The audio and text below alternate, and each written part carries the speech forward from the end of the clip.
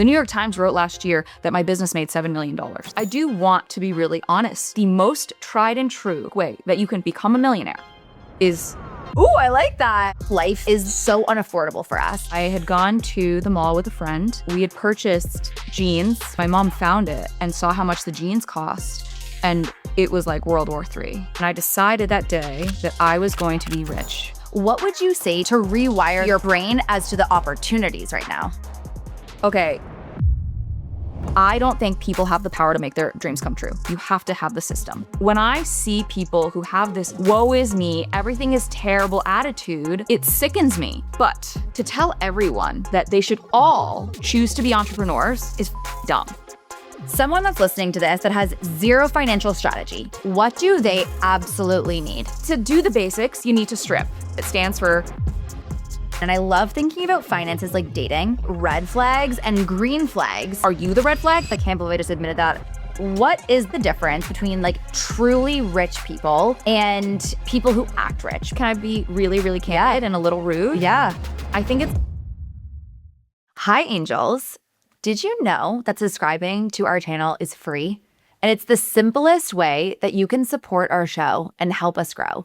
If you do this, we can bring you even more of the content and the guests that you love. All you have to do is just hit the subscribe button below. So please, if you wouldn't mind, subscribe to the channel, and thank you. In case you missed it, you're allowed to be hot, smart, and rich. So let's get into it.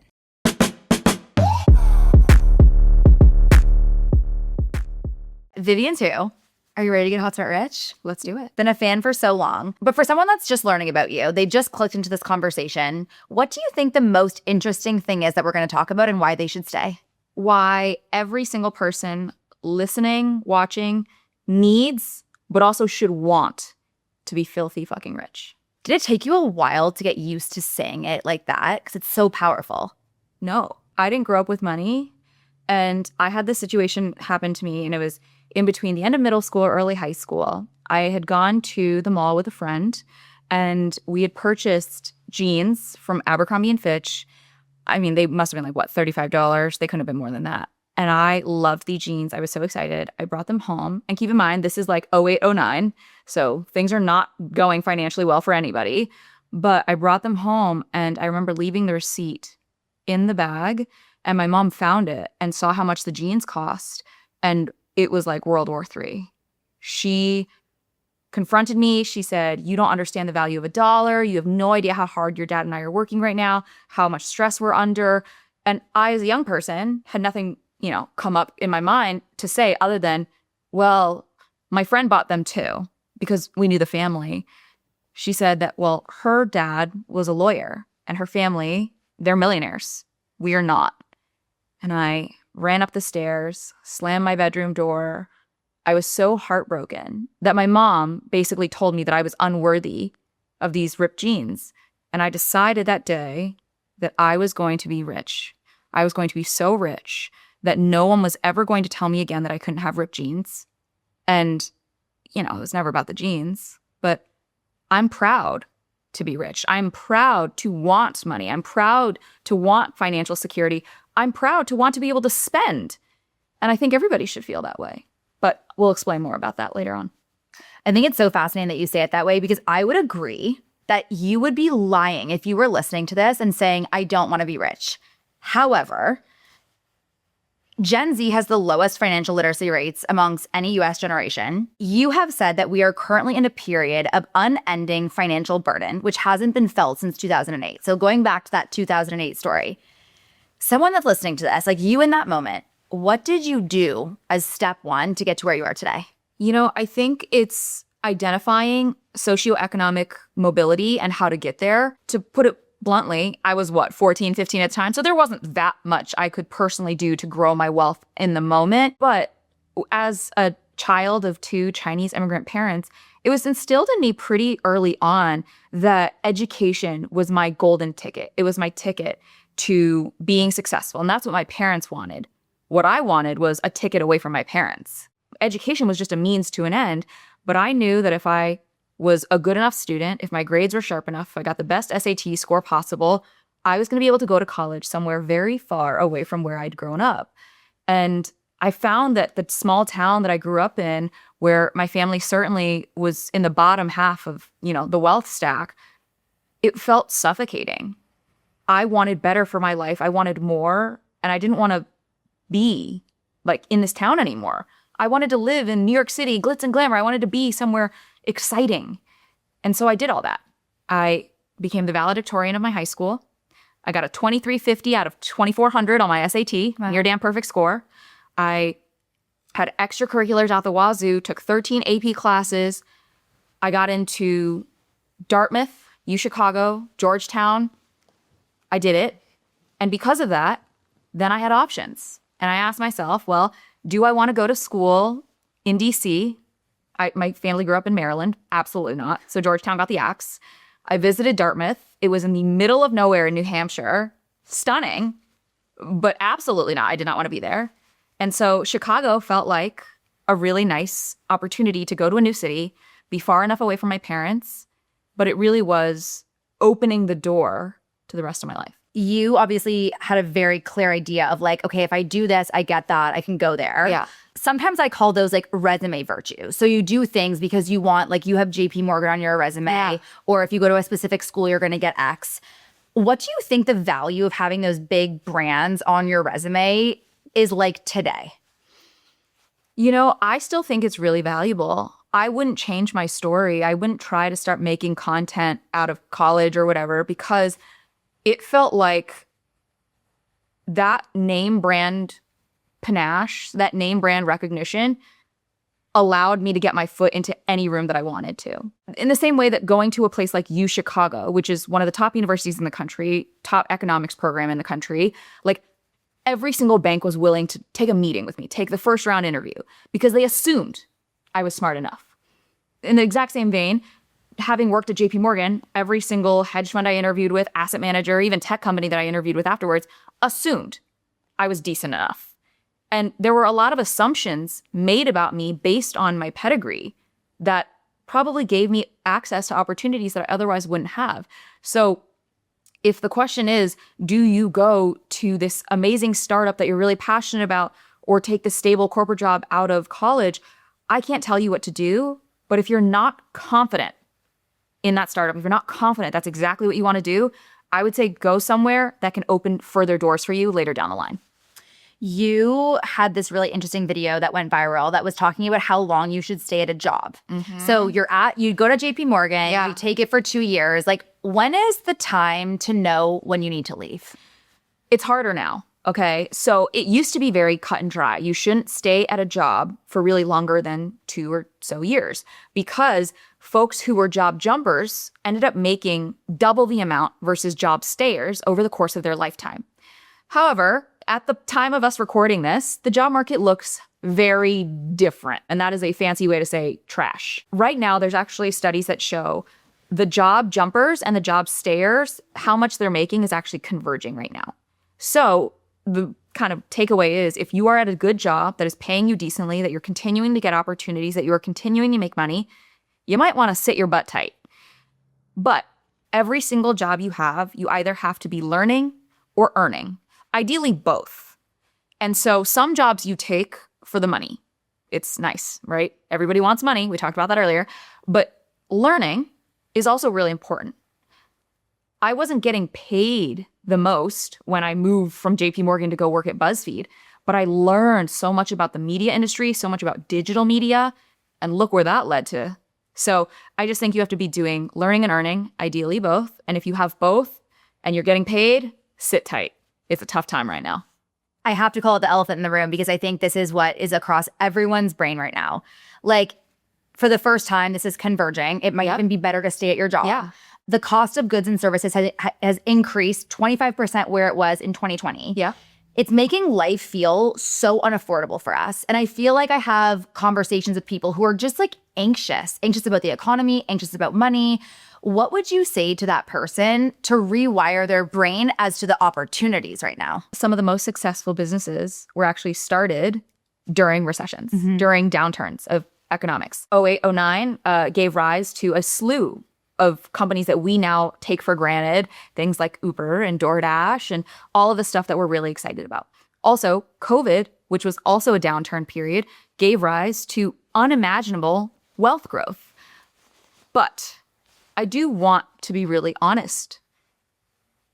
It's going to be hard for you to take those opportunities if you do not have the cash flow to do so. My mentor gave me a piece of advice, and it's one of the ones that stuck with me my whole life. You can only save as much as you earn, but you can always earn more money, right? If you make $100,000 a year, if you don't buy food, if you don't pay taxes, if you don't do anything, you can save $100,000. So instead of trying to cut out every single little discretionary expense out of that $100,000 that you would have spent, why not just try to make an extra 10 grand? Why not try to make an extra 15? That's going to be a lot easier to do than saying no coffee, no Netflix, no anything. Mm-hmm. Like your life sucks if you don't have any of those things. I encourage people to think about how they can get more coming in the door now, because if we do see a real downturn, that is going to be your greatest money-making opportunity. We, throughout the course of our adult lives, typically see 5 to 8 economic downturns. If you are ready with cash to deploy into the market, if you are ready to stay the course, if you are willing to, a la Warren Buffett, be greedy when others are fearful, you're gonna make money. I think there's going to be a lot of people listening to this that are like, that all sounds great and I want to do that. Let's focus on making more money. But with the money that I have, I constantly just feel like it is going out the door. What would you say to that person listening to break those bad habits? Okay, I got 2 things really important. First and foremost, before you do anything, before you buy anything, ask yourself, do I actually want this, or do I want other people to know I have it? There are so many times in my early 20s, I bought something because I felt like I had something to prove. I needed someone to know I could afford that new bag. I wanted someone to know that I was rich enough to be able to go on that trip, which frankly didn't end up being that fun because there were like 8 of us in one room. It was terrible. Ask yourself, do I actually want this, or do I want other people to know I have it? Second off, I got some bad news for everybody. This is what I learned while I was working at BuzzFeed. There are so many insidious forces working to make you buy stuff, okay? 2 of the biggest are targeting and tracking. So when I was working at BuzzFeed, we would have clients come to us, which are brands, and say, hey, we want to run a marketing campaign against specifically Latino women ranging from 25 to 44. They are household CEOs. They have at least 1 child, and specifically, they live in these zip codes. That's how niche I can get. The problem with that is it's actually gotten more advanced since I worked in the industry. Now we can keyword target. If I see, you're a man and you just looked up golf clubs, I'll then try to sell you gloves. I'll then try to sell you a all-inclusive package to this golf resort about, a 45 minutes drive away from you. Mm-hmm. The overlords on the internet can see everything that you're doing, and we have built personas around you. And that is why, and now we're on to the tracking, when you go online, okay, and you're like, I want to get this pair of leather boots. They're so beautiful, but they're a little pricey. Let me take a beat. Let me think about it. Then later, you open your phone and you get on the Instagram app, and you're like, oh my God, in feed, the boots. So cute. But you know what? Let me think about this a little bit more. Later that day, you go and read an article on the New York Times. And lo and behold, you're reading this article. In the middle of the article, bang, the boots. At this point, you think it's divine intervention. You think the cosmos want you to have these boots. No, babe, I wanted you to have the boots. I ran the marketing campaign. I made sure that you were targeted, that we tracked you, and that we made you feel like if you didn't get these boots, your life would not be fully complete. And that's why you bought them, because I watched you linger for 6.5 minutes, and I put a 1x1 pixel on you all around the internet. As someone who has worked in this industry, I am now aware of all of these things happening. And sometimes I still fall for it. But I do need everyone to become a more well-rounded and more media literate consumer, because it'll help you thwart a lot of these forces around you. I love that you surround yourself with such different types of people, both from your own experience, people you're around now. I would love to hear the difference between truly rich people and people who act rich, because I think this comes into play with consumerism and social media and feeling like my life will be over if I don't get the boots. Can I be really, really candid and a little rude? Yeah. I think it's a level of self-awareness, self-confidence, and self-worth. Because when I was in my early 20s, in theory, I was doing well. I had a good paying job. I was able to buy all the things, but I was a deeply insecure person because I wanted people, especially people I went to college with, to think that I had succeeded, that I had done the thing, right? But now I am very proudly and very comfortable a multimillionaire in my own right. I've got a beautiful relationship. I own a home. I have another home in another state. I have two. And I sometimes we'll go out to dinner. I'm wearing leggings. I don't need to carry the designer bag. Frankly, you're lucky if I remember to bring a phone and an ID. But it's because I no longer feel the need to prove people anything. I mean, the New York Times wrote last year that my business made $7 million.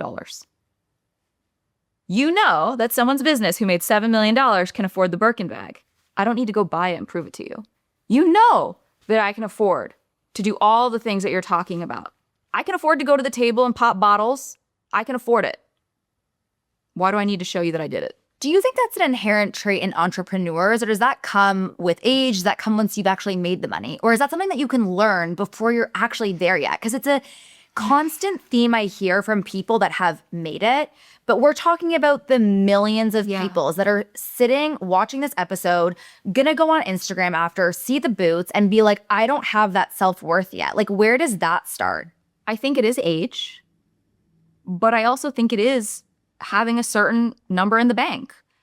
Once you get to a certain point, you don't feel the need to flex anymore because you know you got it like that. But the people who are flexing the hardest are the ones that don't. And I so desperately wish I could go back and give early 20s Viv that same level of self-confidence that I have today, or that same level of self-worth that I have today. But it does take a lot of personal growth. I also think it comes from ascribing value to other things in your life versus how others perceive you. A line that I love, and I can't even remember who said this, but like, your opinion of me is not my business. Like, I literally should not know what you think of me. The problem is on social media, anybody can now comment on one of my videos and be like, hey, you look terrible today. Or, like, this video didn't hit. This video wasn't funny. This video wasn't smart. But like, in normal life, none of those people would ever have the gall to come up to me on the street and tell me those things. And so I think we should all be a little less worried about how we are being perceived and really ask ourselves, like, do I like the person I'm becoming? Do I like what I stand for? Can I go home and sleep at night and be proud of what I've done? We're talking a little bit about social media, and I have been dying to ask you this question since I knew that I was going to be interviewing you. So I saw this TikTok from this boy in private equity. So private equity, great, rich people vibes, okay? Yeah. And he made this really polarizing video that was like, rich people in their 20s won't invest into their 401k or their Roth IRA because they will be putting it all into their company. They will be betting on themselves. And the comments, as you can imagine, are like completely back and forth. People being like, what the fuck are you talking about? This is insane. As a personal finance expert, what is your opinion on that video? I think he's an idiot. Here's the thing.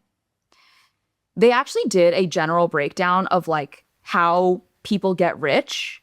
And obviously there are outlier examples of like extreme talent. Like if you are LeBron James, like only certain people can hit, baskets like that.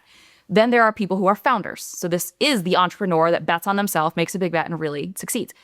But the most tried and true and traditional and classic way that you can most reliably become a millionaire is to get a good job, be really good at it, and slow and steady save and invest your money.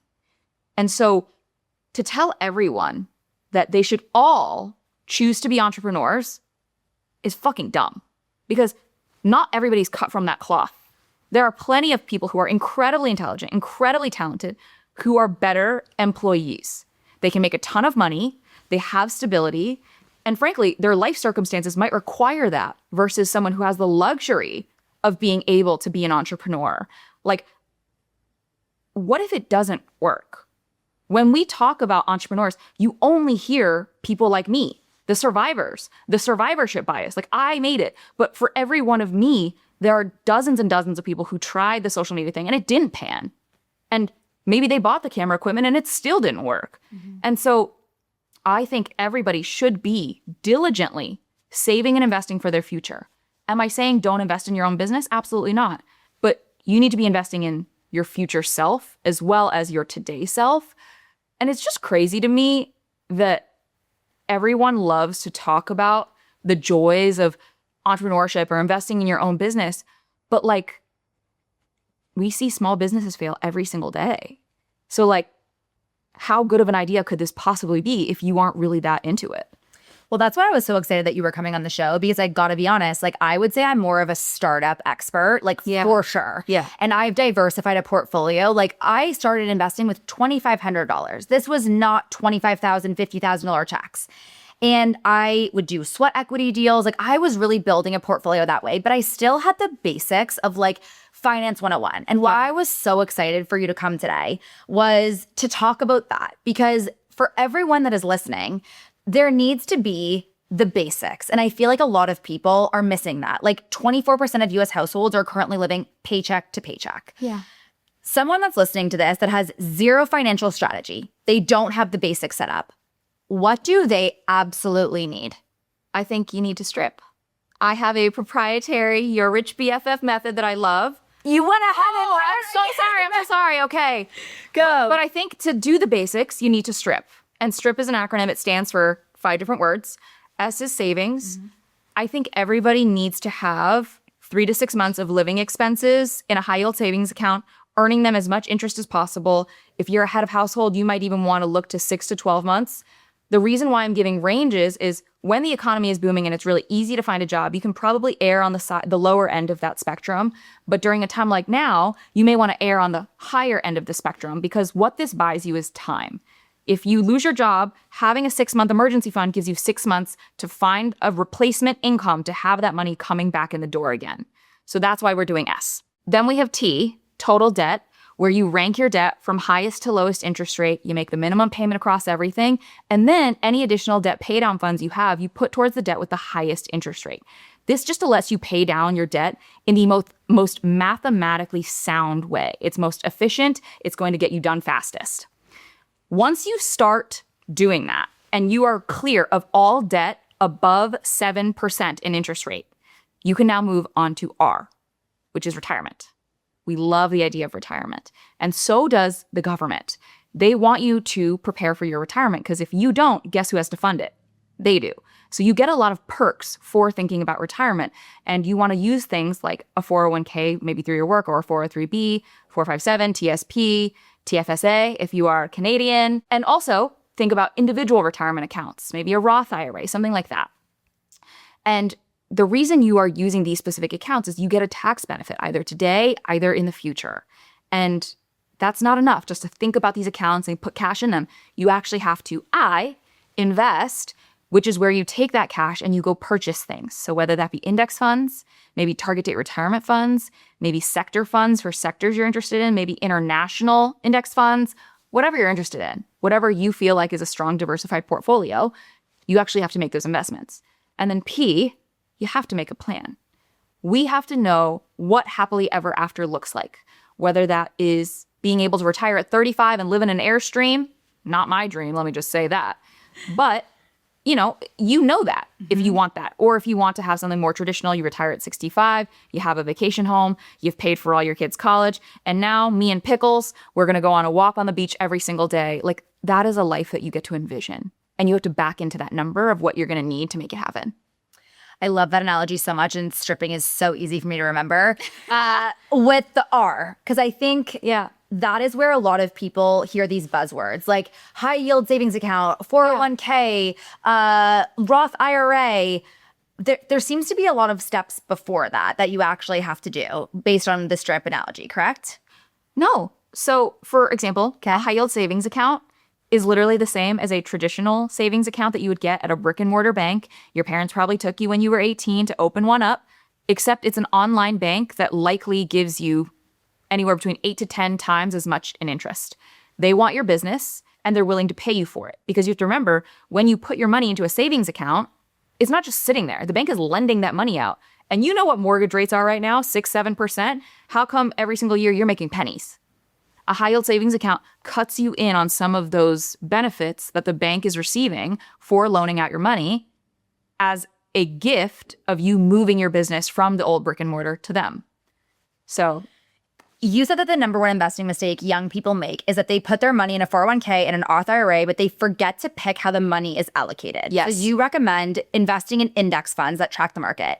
Where I would love to break this down for people is like the strip analogy. It's not based on like year one, you do S, then year two. So walk people through the progression. Like, is this all at once? Like, I'm thinking about Bella who's listening to this, and she's like, I'm buying the book, which we're going to get into later. I'm doing the strip method. Like, what is the progression for her to be able to follow this entire thing to financial freedom?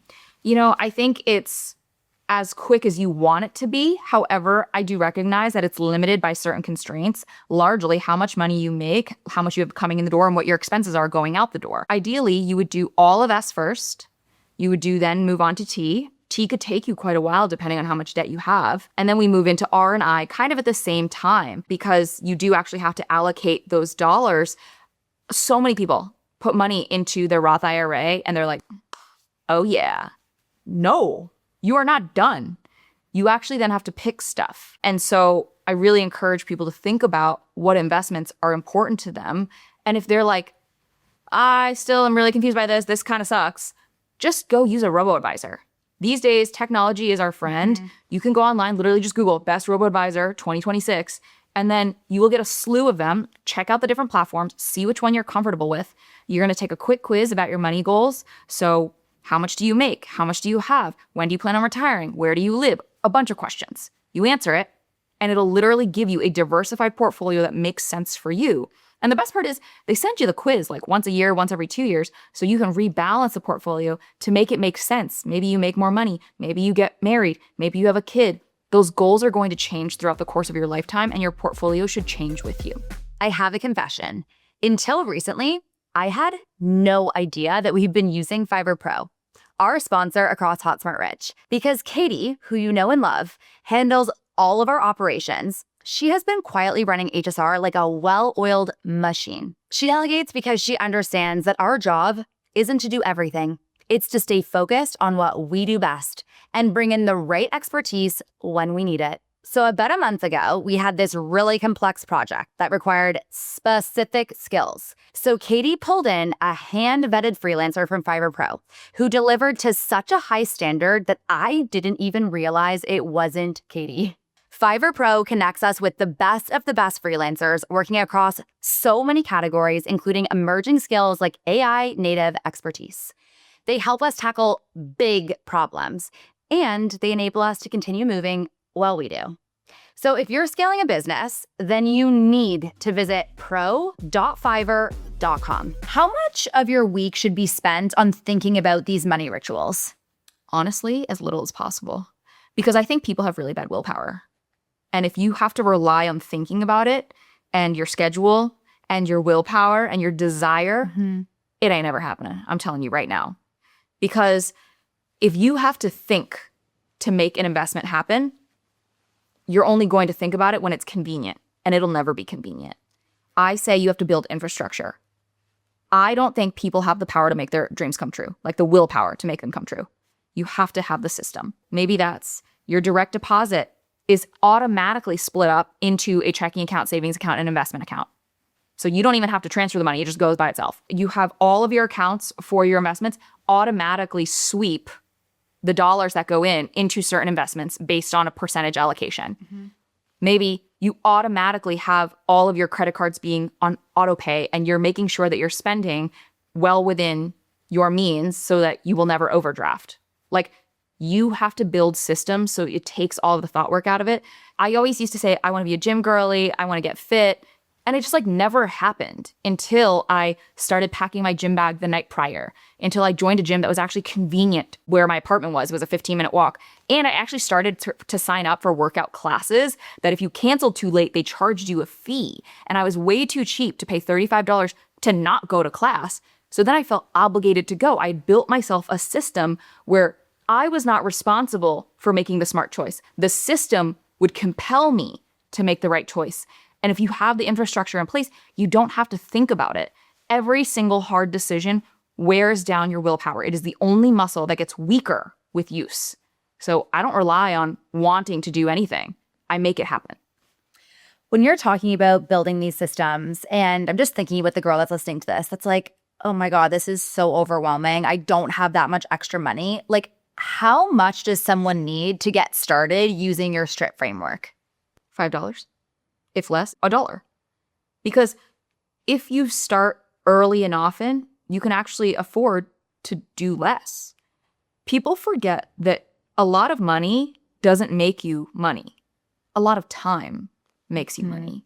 So putting in $20 here, $20 there in your 20s is going to be equivalent to putting in hundreds of dollars in your 50s.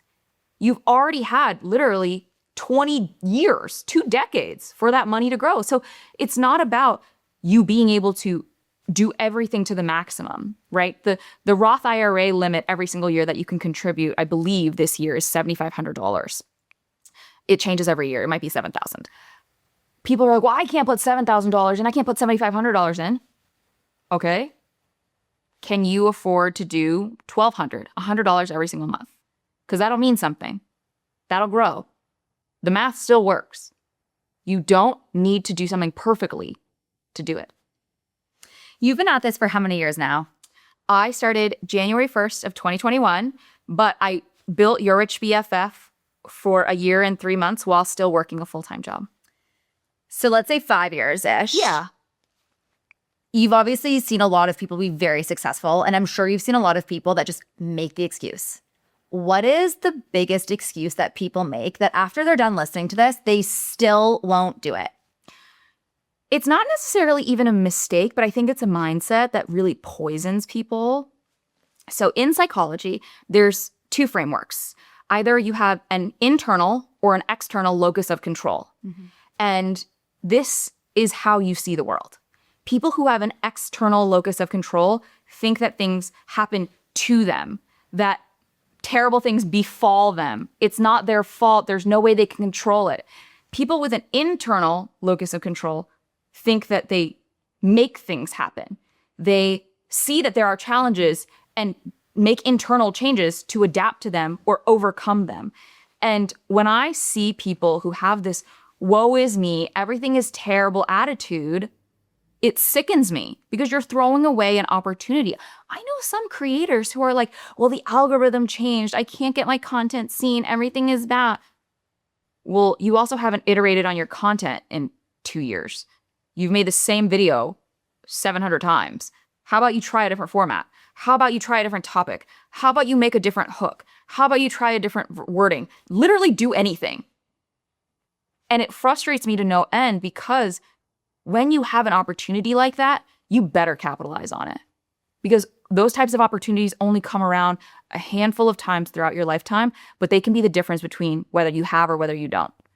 And so I think it is so powerful to have an internal locus of control. It gives you resiliency. It gives you the belief that you can do things. And I think that's one of my strongest traits is that I've always felt like I can change how the outcome happens. I get to change my destiny. I think another thing that I've noticed, at least for myself, is we live in this world of immediate gratification, right? Social media, post a video, see the likes. With personal finance, to your point, the best asset is time. And it takes a while to see the fruits of your labor actually coming. So I actually took your advice. I did something different today. I didn't post who exactly was coming on, but I said, I'm having the personal finance expert coming on. What are your questions?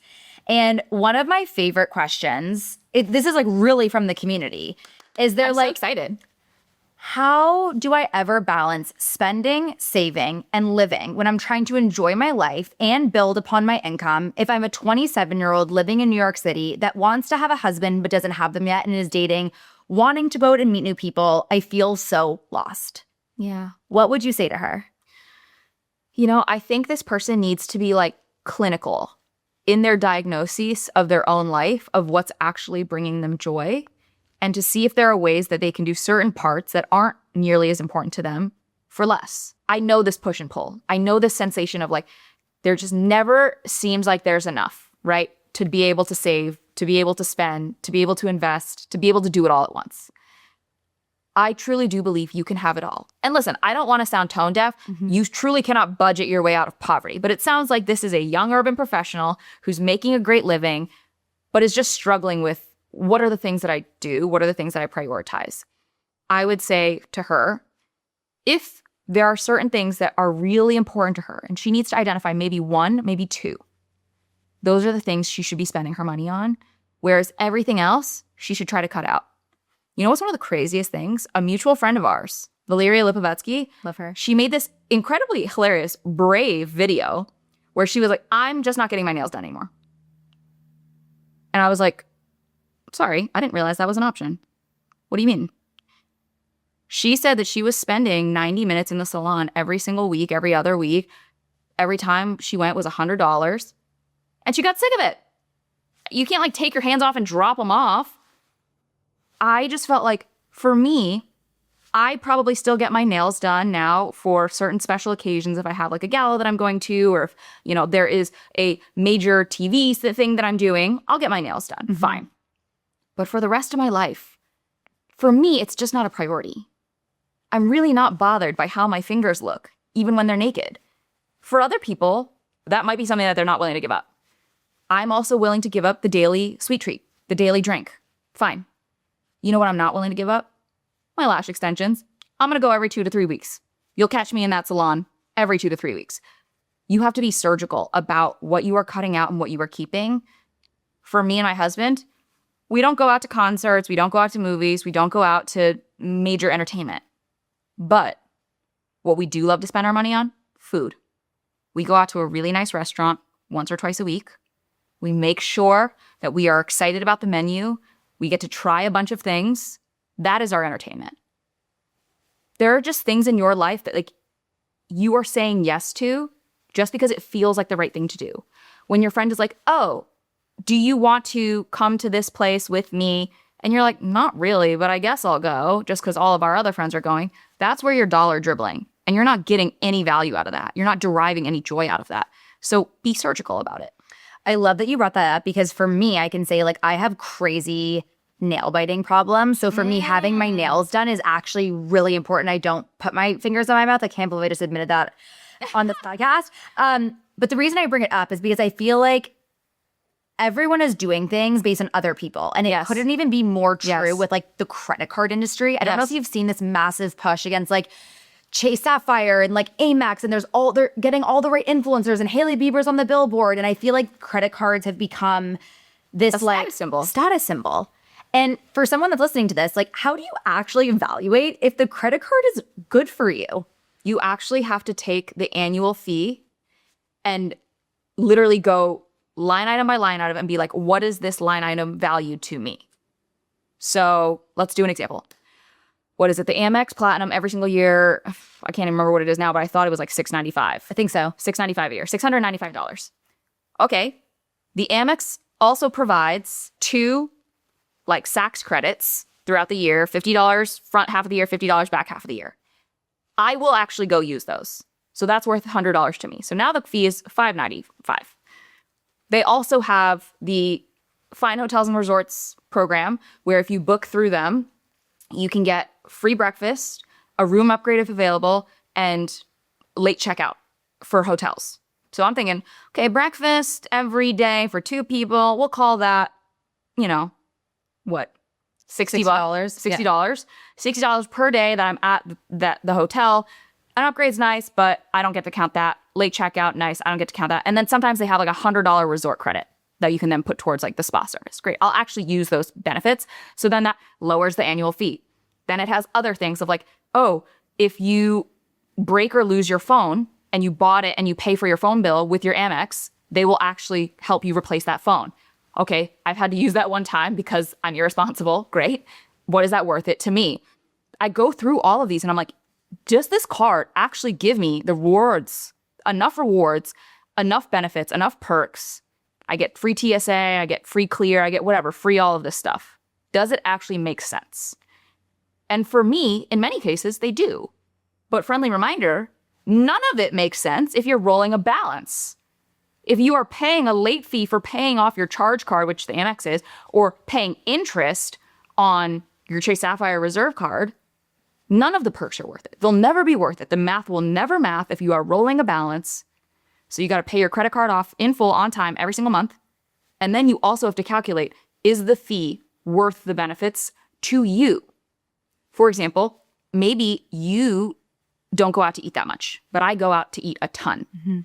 Okay, with the points conversion and all the things that I'm getting from that, DoorDash, all of that, maybe the Chase Sapphire Reserve makes great sense for me, but not for you. But you travel a lot and you're constantly on flights, maybe the Amex is a better option. And we're just using those because they have done a ton of priority marketing. I've seen the billboards where they're holding that giant Chase Sapphire Reserve like it's a handbag, like a Prada or something. And I'm just like, yeah, I see why this is sexy. I see why this is appealing. But for the folks who don't really understand how credit cards work and how credit scores work and how you have to responsibly pay it off, this could be a death sentence.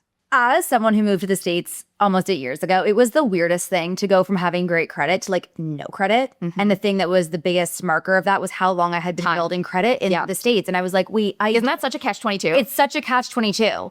But I think that there's also some other really easy things for people to understand. And I love thinking about finances like dating. Yeah. Because I think it just makes it feel less pressure. What are some immediate red flags and green flags to credit cards that like people can easily discern without going through line by line, being like, is this a good one for me? Just like immediate, do not sign up for that. Like, why is Sephora offering me a credit card every single time I'm checking out? Is that a red flag? Red flag, huge red flag. Okay, here's my thing. Unless you are like some store's #1 customer, in which case I also encourage you to evaluate your spending, like store cards usually don't make sense because they're so niche and the benefits are so narrow that it will never make sense. Why do you want to have that? Another red flag, which isn't the card itself, but how many cards, like, are you the red flag? How many cards do you have? The sweet spot for credit cards is typically 3 to 5. The reason why this is the sweet spot is because this allows you to maximize your overall credit limit, but you still have to try and maintain as low of a balance as possible and pay it off every single month because you still can't spend more than 30% of your overall credit limit because if you do, that dings your score. Frankly, you're trying to keep the overall usage under 10% to really boost your score. There are all these rules that people don't talk about. I mean, I closed my oldest credit card after I got the Amex Platinum and the Chase Sapphire Reserve because I said, I'm a cool girl. I don't need this crappy piece of plastic. I want metal because I like to have a little when you throw it down on the dinner table. But it shortened my credit history by 4 years. I'd had that credit card, this crappy credit card, for 4 years through high school or through college. And because of that, my credit score dropped 60 to 80 points. So if it's your oldest, don't close it because that would be a red flag. Make sure that, you are in the sweet spot of 3 to 5 cards if possible. Listen, I know some people who have 800 plus credit scores who churn through 22 cards, whatever. They got the sauce. They're reading the fine print. If you're not willing to do that, don't do that. 3 to 5 is what's right for most people. I would say store credit cards are usually a big no-no. And then I would actually ask yourself, are there terms on this card that you're uncomfortable with? Some of these cards are like you have to spend a certain amount every single month before you actually get rewards. Or the rewards multiplier is much larger if you spend a lot more. That encourages you to spend more. Your credit card should be offering you rewards for the spending you're already doing, not trying to incentivize you to spend more. It can seem so overwhelming to like a single person, but once you've mastered this and you're like on your own, you're like, this is amazing, I'm great. And then you bring another person into your mix. You start merging finances in a relationship. When is the right time to start talking about finances with someone in a relationship? And how can you break it off like the way you've explained it for a personal individual as soon as you start expanding your life to like have another person inside of it? We should be talking about money on our first date. And I truly believe that. I'm not asking you to be like, hey, please bring your pay stub to our first date. That's weird. Don't be a weirdo. But if you want to ask a question like, if I gave you $100,000 tomorrow to plan a 2-week vacation, what would we do? Somebody who says, oh, we would go together and we would climb Mount Everest and it would be the best 2 weeks of our life. And then someone who says, I would go to Disney World and do every single attraction for 2 weeks. I would maybe fly to the Maldives and lay on the beach and not move for 2 weeks. Those are 3 very different people. And frankly, they should probably not date each other, right? They all value different things.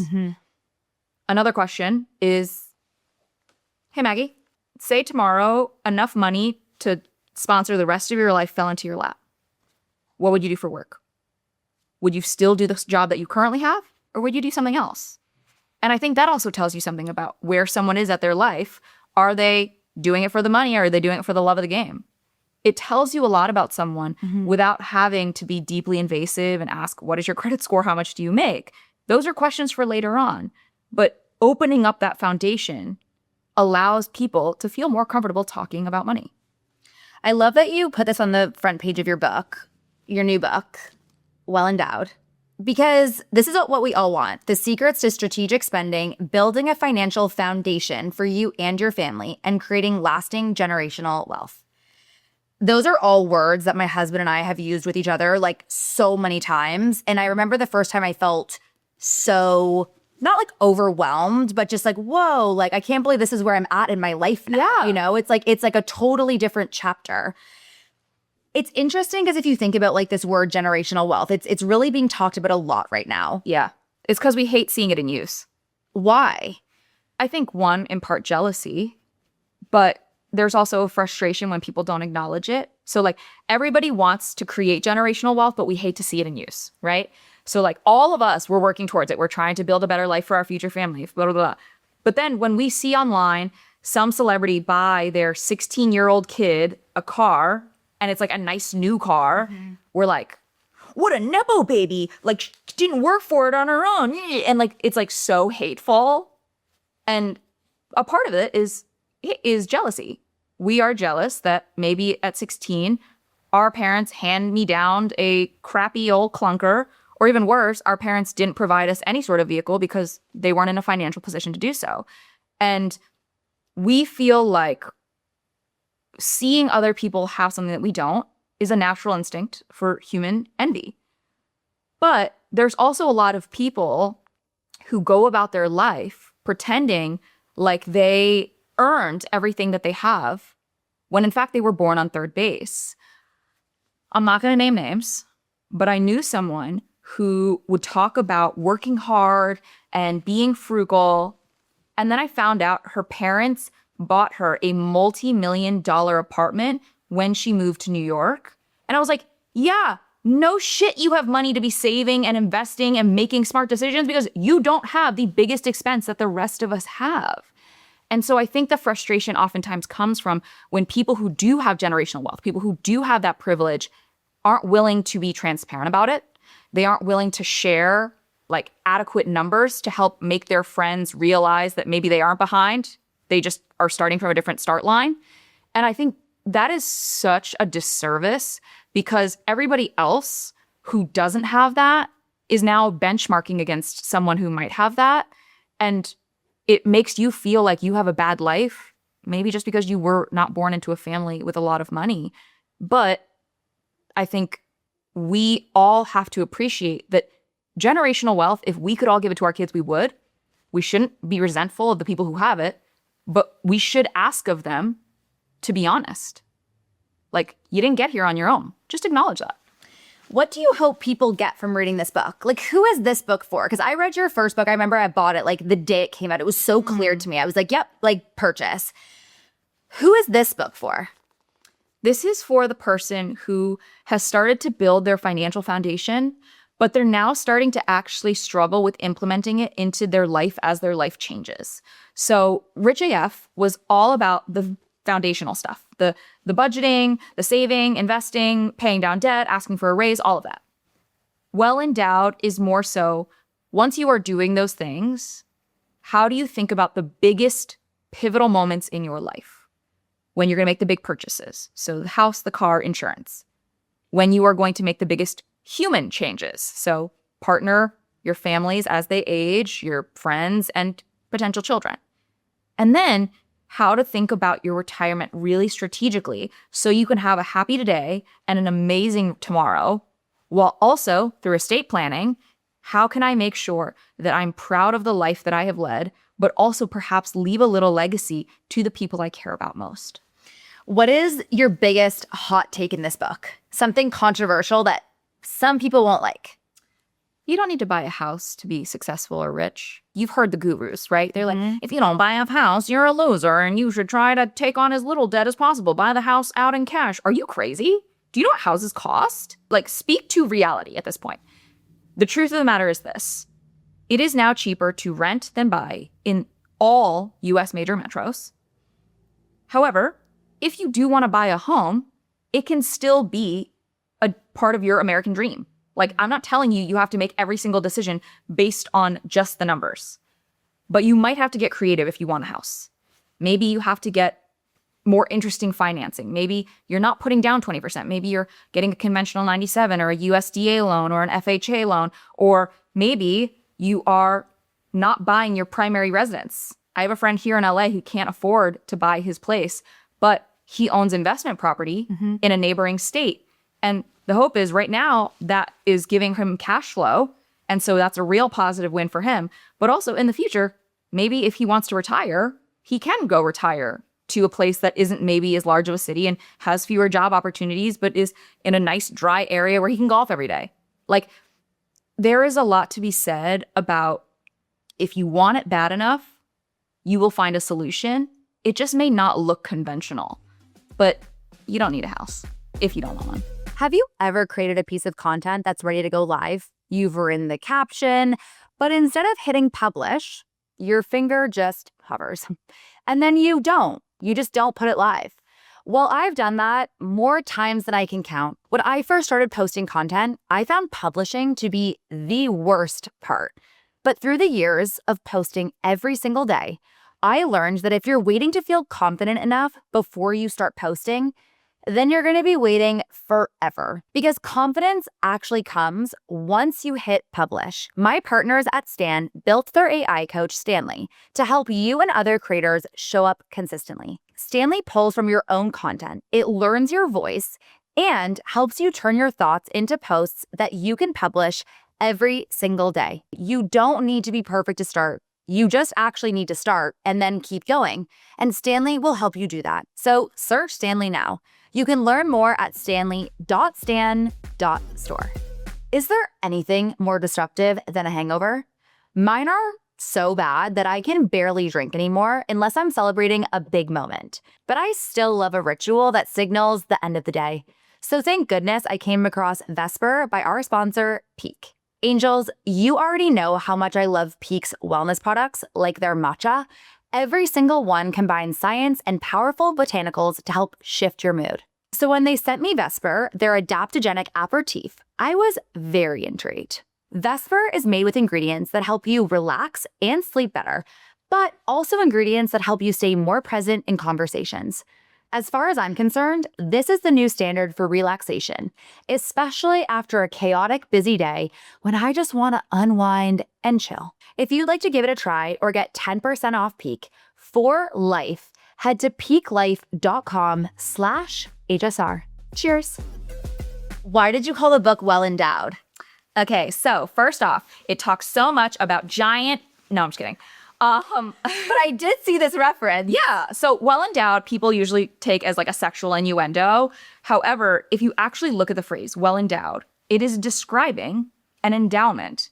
And you know what that is. Harvard's endowment, a charity's endowment. An endowment is just a pile of money that is invested and can grow for the future so that an organization's mission can essentially continue on into perpetuity. And that is exactly what I want for every single person who reads this book. I want you to feel like you can have a happy today without sacrificing tomorrow. You have enough money to live the richest life possible, that you don't have to optimize for money in every single situation, that you have the resources and the tools to have that time and to also have that richness, but build a life that you're proud of and live it throughout the whole process versus saying, hey, I'm going to work my tail off for 40 years and then maybe I'll get to maybe relax once I'm finally retired. I want you to be able to do it all through the journey. Don't you think that relates a lot to this concept of delayed gratification, though? Yeah. And also going back to what we were talking about earlier, which is like merging finances in a relationship and being on the same page with someone. Yeah. Because on average, American couples report having 58 money-related arguments per year. That is more than one a week. That's a lot. Do you think that there are signs when you are starting to date someone and you're thinking about moving in that you can be picking up on, like, even if they're not comfortable answering what your credit score is or how much you're making, to understand if this is a person that you can build a legacy and generational wealth with. Yes, but also if they're not comfortable talking about their income and their credit score, Maggie, that should be a red flag. We're running the opposite direction, because if we can't even have a civil conversation about money, like, I know people who literally just shut down once the topic gets brought up. If you can't have a civil discussion, how are you going to decide how you are going to financially support aging parents? How are you going to decide how you can afford your child's medical treatment? Heaven forbid something happens. How are you going to discuss what happens if one of you gets laid off? How are you going to discuss any of that? Life is so much easier to have the conversation in advance on a sunny day when you're both able-bodied, you're both working, you both have money, everything is great, than when it actually happens. And so this idea of finding a partner is so important because it is the largest financial decision you will ever make. You're legally tying yourself to somebody. And if they cannot value a dollar the same way you do, if they are not willing to have the conversation about money, they are not willing to be open and honest, they're not a good financial partner, and they're not a good partner, period, because I promise you that probably trickles over into other topics of your life too. Have you ever seen those couples, though, that go on social media and one of them is a saver and one of them is a spender, and somehow it works? I mean, my husband's a spender and I'm a saver. So expand on that a little bit. Yeah. Like, how does that work? It really is a yours, mine, and our system. So when we have joint expenses, things like our mortgage, utilities, like the general streaming, Wi-Fi, all that stuff, bill, we put money into a joint account and we pay for those things out of our joint account. However, he still has his money, I still have my money. And so we are allowed to spend on things that we both appreciate. That said, he is definitely the one who more often than not wants to spend a little bit more on certain things. Like, I'm happy to stay at a nice hotel. He wants the suite 2 levels above the base level room. I am someone who is very, I don't want to say anxious, but like, I grew up in an immigrant family and he didn't. So there's a little bit of extra anxiety around money that he doesn't have that trauma. So I like to have a little bit more in buffer, especially because he has a traditional W-2 job and I don't. I want to make sure I have extra buffer. So I'm doing that. He lets me do that. I let him make some decisions where we spend a little extra money. And frankly, I get to enjoy the spoils of that as well. But we communicate on everything. We don't make big purchases like without discussing it with each other. We see the ads during Christmas time where like the wife or husband is like, here's a final gift for you. And it's like a small box and it's like a car keys. And then the car pulls up in the driveway and there's this big red bow. Every commercial we see of that, we like laugh. Because if your partner bought you a car without discussing what car you actually wanted, without discussing if you could afford it, without discussing any of the features, I'd be mad. That's a huge financial decision. That could be anywhere from, let's call it $20-some thousand to $150,000 if it's a luxury vehicle. Like, what an idiotic move. So I just think it's all about keeping that line of communication open. And I had to open that line of communication really early on. 30 days into dating him, my girl roommate and I moved into a different apartment, and it was finally going to be the start of our Sex in the City New York dream. We moved to Nolita. It was a very cool area. And the first weekend we were there, my roommate at the time, she goes into the bathroom in the middle of the night to go use the restroom. She flicks on the light and sees 1,000 little things scurry away. We had moved into an apartment that had a horrible cockroach infestation. And we tried to fight the landlord, the property manager. Like, we couldn't make it work. And we had to pay to break our lease. It was $8,000, $4,000 her, $4,000 me. It was every dollar that I had saved from my first year of work. And so 30 days into knowing this like random strange man, I packed a weekend bag and I hightailed it to his apartment. And one night turned into 2, turned into a week, turned into 2 weeks, 3 weeks. And finally, we were starting to figure out our situation, and my roommate and I were going to move into a new apartment. But I sat down my then 30-ish day boyfriend and my now husband, and I said, I just want to let you know, I had to pay $4,000 to break this lease. I know I've been basically crashing at your and your roommate's apartment. I don't have any money to give you for rent. I don't have any money to even like pay for groceries or like even pay for the housekeeper. I have nothing. This is how much I make. This is what my bonus was. I am completely wiped out. I was so ashamed. I was so embarrassed. I was humiliated. My then random man, but now husband, was so kind. He said, don't worry, I never expected you to pay any rent. This is what I make. This is what my bonus was. So don't worry. I have our dates. I've got the food. I've got the housekeeper. Just worry about moving into an apartment where you feel safe. And that moment, we got so financially naked so early on in our relationship. I'd literally known this man for like 30 some days, 30, 45 days. But because of that, every other money conversation after it was so much easier. I could never be as embarrassed or as ashamed as I was in that moment. I could always be honest. And ever since then, you know, we're a normal couple. We've now been together. It'll be 9 years in April.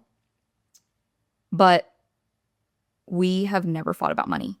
We're normal. We fight about other stuff, but never money. I love that. And it reminds me so much of this TikTok that I made when my now husband and I were starting to date. And I made this thing being like, I don't know if I'm going to like put all of my business out on this whiteboard that he wants to do with me tonight. He wants to do like a strategy session. And he said that I have to bring everything to the table, like all of the finances, every single contract. And like, I'm just not sure if this is a good idea. Do you guys think I should do it or not? And a lot of my community was like, absolutely not. Like, do not do this with someone that you're interested in. This is a terrible idea.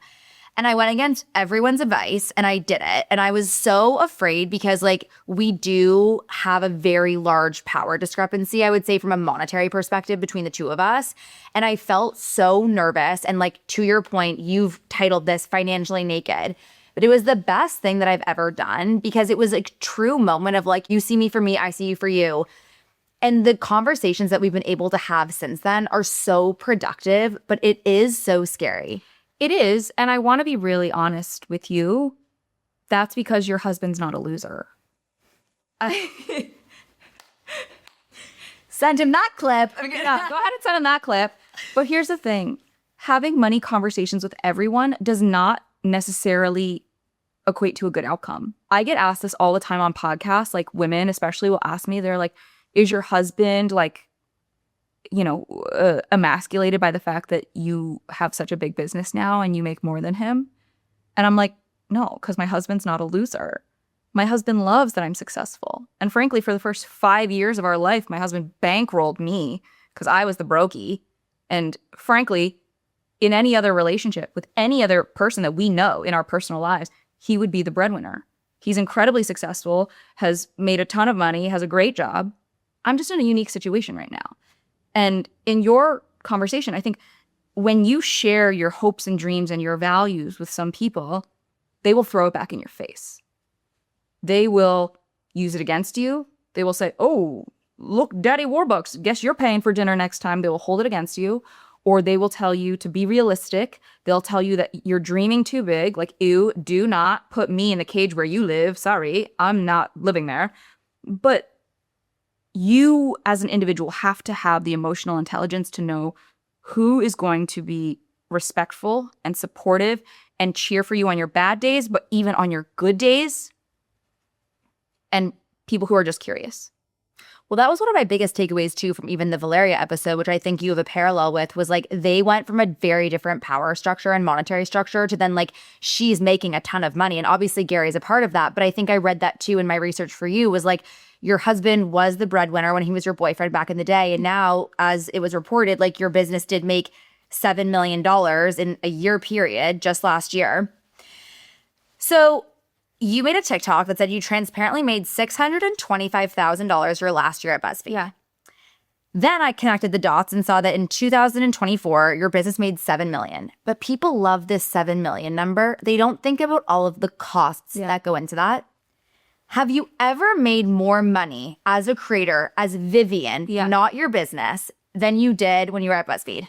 Yes, but in a different way. So, for example, I actually pay myself a salary. Okay. But that salary isn't more than what I was making my last year at BuzzFeed. It's roughly half. The reason I do that is to be able to optimize certain tax benefits, certain, benefits that I'm providing at the company for myself and for my employees. Frankly, they all get, health medical, dental, vision. They get 401k match, things like that. But I also want to maximize my benefits that I'm giving to the whole company.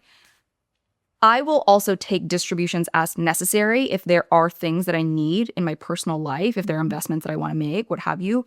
So like the answer could easily be yes, but it is only yes in years where I need it to be, if that makes sense. Totally. I was just so interested because in this TikTok you said, who walks away from $625,000 to unknown? It's different because at 625, that 625 is me and Uncle Sam. We're divvying that up.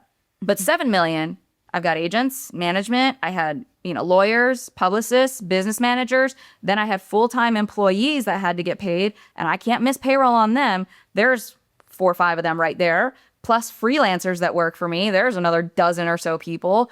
Then I got to think about, if I need to fly someone from my team out, I'm on the hook for that. All those travel expenses. When I go and I travel to do stuff like this, I pay for that. The hotel is not free.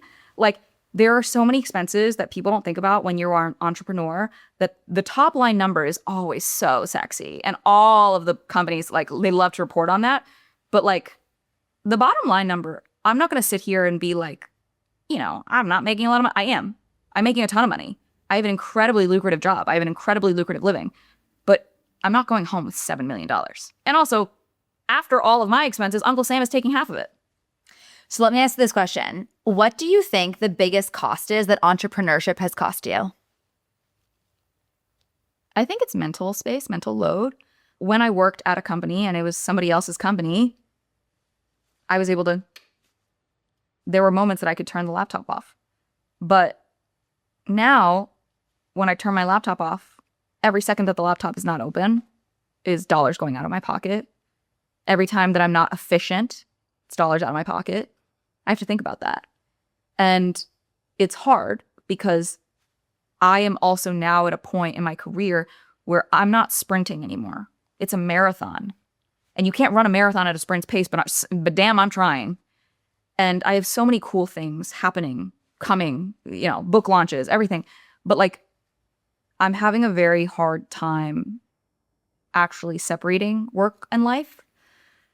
There are moments that and my husband, he's a workaholic too and has a very high demand job. There will be times where we will literally be in the Uber on the way to dinner and we're both just like in silence, thumbs, rapid fire, typing emails, Slacks, chats, whatever. And we've set ground rules of like, at dinner, the phone has to be upside down. The phone cannot be a part of dinner. But then on the Uber home, we're back at it. And that's hard. It wasn't like that before. That's why I'm so happy to have this podcast, because I feel the exact same way. Like, my husband is away for 2 weeks right now, and it's actually crazy. I don't do anything but work. And I had this epiphany the other day when I was around these really successful people, and they were all like going out and playing padel and like going and doing their tennis lessons. And I was like, wait, what? How the hell do they have time to do that? Yeah. But then one of them looked at me and was like, this is actually how my nervous system learns how to calm down, to think actually strategically and not be just in the fire hose of like, answer this, to do this. Yeah. And I'm just so curious. I feel like we're both at that phase where it's like, we're not where we want to be yet. And so you're kind of still like, every single spare minute is like willpower to just like keep going into the business. Yeah. But it's interesting being around those people that are like at that coasting and reaping the benefits of what they're doing, because they're like taking the time to have these hobbies. Yeah. And I want hobbies, Maggie. I know. We need to play tennis together or something. Yeah. I'm like, that is the unlock of the next phase of business. You know what I do, though, to de-stress and decompress? I actually box. And I don't mean like I'm going to some Rumble class. Like, I have a trainer that I spar with, and we fight. And I love that.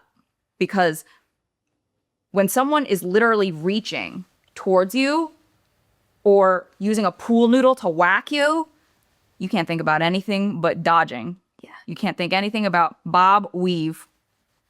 I think that's like the whole point of life. Like, I'm reading this book also called Die With Zero. And it's like, you want to reap what you actually are doing. And you've worked so hard to get to the point where it's like, what do you want to spend your Saturday doing? And I think it's just important as you're building and as you're in the thick of things, and even if you're starting your financial journey, to be like, it's not about cutting out everything that brings you enjoyment. Like, if it's in matcha or if it's your nails or if it's like, have it.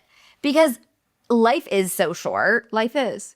But you got to remember, you don't want to have all that matcha. And here's the thing. I'm not going to tell you the matcha every day is why you can't buy a house, but the matcha every single day for an entire year is roughly $2,000. Would you rather have a bag? Yeah, I would. Right? I would rather have For some people. Yeah. Some people. For sure. But for other people, they'd rather have the matcha. You have to decide how you want to build your life. You can't have it all. I love that. Okay, Vivian Tu, we have to do some rapid fire before we end up. Let's do it. What is the last thing you put on your credit card? The very last thing. That's so humiliating. It was right before this.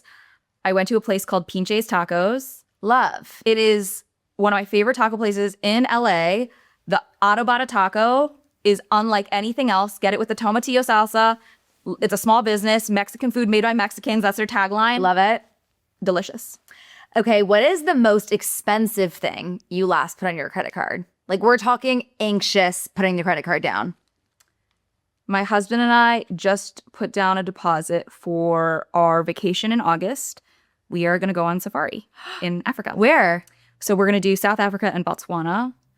But that number was a little eye-watering. That's amazing. Yeah. It's 11 p.m. at night. Who is your favorite comfort creator? Not educational content. Like, you just want to bed rot going to bed. It depends what I'm in the mood for. Okay. If I just want to like yap with a big sister, probably like a Teffy or a Cammie Crawford. Okay. If I want to see something that's like really visually stunning, I'll probably watch like a Wisdom K, show me your cool clothes video. Love. Okay. Yes or no? Buy things on sale. Yeah. Okay. Yeah, absolutely. I mean, I love a good sale, but here's the number one sale I love. When the stock market goes on sale, everybody else runs the opposite way. And I'm like, your girl is here. I'm ready. I love that. Okay, if you had to title this season of your life, what would it be called? Excellent at career, bad at life. Ooh, I like that. Yeah. Okay. And last one. So I do this every single day. I do these HSR love notes, which is like to retrain my brain to do positive thinking because I have a very dark brain. If you had one HSR love note for the rest of your life that you could repeat to yourself to get you through the really hard moments, what would it be? Oh, I do this every day, actually, in the morning. Okay. I tell myself that I'm like, only good things happen to girls like me. Only good things happen to girls like me. Bad things don't happen to lucky girls like me. I am lucky, but I work my ass off. I deserve it. Every dollar that I have earned. Every room that I get into, I belong in. I am the luckiest girl alive. Wow, you just reminded me you are a therapist because I had to go to therapy and spend thousands of dollars on this. I used to say, am I? And then you just said, I am. And my therapist was like, literally just switch that from am I to I am, and your entire life will change. And that's so true. Yeah. Vivian Tu, thank you so much for coming on. Where can people find you and where can they buy the book? Okay, so you can find me across all social media as Your Rich BFF, and you can get the book at richbffbook.com or wherever books are sold. Well Endowed. You want to be well endowed. I'm already well endowed. Let's get well endowed together. Love it. Thank you so much. Thank you so much for having me.